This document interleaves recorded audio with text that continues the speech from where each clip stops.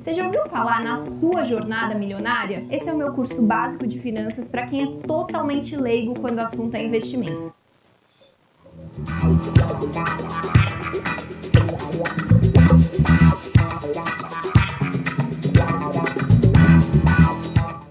Bora, galera, dando continuidade aqui ao estudo da burocracia. Estou tendo bastante cuidado para que a gente vá de maneira mais calma em relação a esse tópico. Como eu disse para vocês, é um tópico que por a gente já ter uma certa familiaridade com ele, a gente acaba tomando por verdadeiro alguns conceitos que as bancas não acreditam e que não acreditam como válidos, certo? O primeiro deles que a gente tem que eliminar é que a burocracia é, por definição, algo ruim. De maneira alguma, a burocracia ela não é, por definição, algo ruim. Ela é algo que, se em excesso, a própria palavra já diz, em excesso, ela vai ser ruim, vai ter seus desdobramentos negativos. Porém, de cara, a burocracia ela nasce para solucionar os problemas de organizações públicas, assim como de organizações privadas. Então vamos lá, vamos para os conceitos relacionados à burocracia.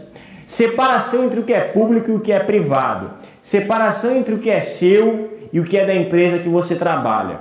A primeira regra básica da burocracia é uma divisão bem clara entre indivíduo e profissional. Não me leve a mal, são só negócios. Essa é a primeira distinção que você tem que ter dentro da burocracia. A burocracia diz como o indivíduo tem que se comportar dentro de uma instituição, dentro de uma organização, fazendo parte daquele estado. Não é perseguição para você. Aquela regra vale para todo mundo. Então, o principal conceito da burocracia aqui é justamente este foco aqui. Você como cidadão, você como membro de uma instituição, a igreja, você como membro de uma instituição, família, você como membro de qualquer organização. Isso que importa para a organização. Você como membro, você como pessoa, indivíduo, não importa para a burocracia. O que você faz para você não importa. A lógica é como você age em sociedade. Então, uma separação muito clara aqui entre o que é público e o que é privado, separação muito clara entre o que é governo e o que é pessoa física, certo? Maravilha. Regras legais e operacionais. Obrigatoriedade de ter uma prescrição prévia do que deve ou não deve ser feito. Quando você vai tirar um passaporte, regra clara do passaporte, você preenche online um formulário, você tem que levar determinados documentos, é assim para você, é assim para Dilma, é assim para qualquer pessoa. Essa é a regra definida. Estacionou em lugar proibido, não botou zona azul, multa para você, para um carro importado, para um carro de 100 mil, para um carro de 200 mil, para um carro de 1 milhão. Não importa, certo? Regra pré-definida. Reorientação da estrutura, nesse caso pública, para o atendimento das demandas sociais. Essa é a característica da administração pública brasileira a partir de 36, 38, certo? A partir da década de 30. Essa é a lógica da administração pública brasileira. Por quê? Por que a gente usa a expressão reorientação? Porque a orientação da organização pública na época do patrimonialismo era única e exclusivamente para atender às demandas do governante, do senhor, certo? Do príncipe, e não da sociedade. Então, a gente costuma utilizar de maneira mais genérica esse conceito, que é o seguinte: reestruturação e reorientação da instituição para o atendimento de seus fins. E a gente já vai chegar no conceito de racionalidade com isso. E a lógica da eficiência administrativa, ou seja, o que vale é o processo. Lembra do conceito de eficiência. Eficácia, atingir o resultado. Eficiência, utilizar o processo mais adequado. Por quê? Eu pré-defini que esse é o melhor processo, que essa é a melhor lógica, é a melhor regra operacional. Então, o que eu vou avaliar? Se você alcançou ou não o resultado? Não. A lógica aqui não é se você alcançou ou não o resultado. A lógica aqui é se você seguiu ou não seguiu aquilo que estava pré-estabelecido para você seguir. Se você seguiu ou não seguiu aquilo que estava prescrito para você seguir, certo?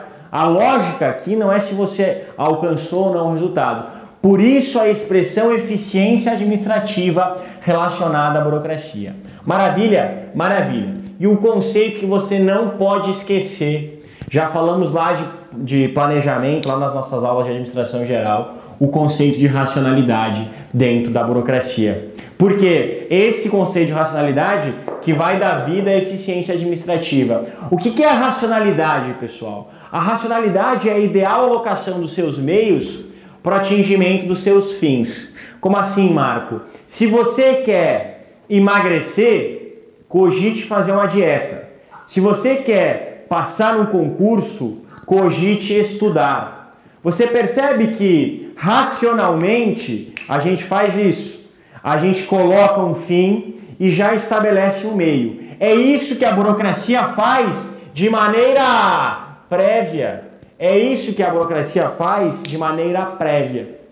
Se você quer evitar que as pessoas fiquem paradas no centro da cidade durante muito tempo, coloque um estacionamento rotativo. Tudo tem uma lógica, tudo tem um porquê, certo?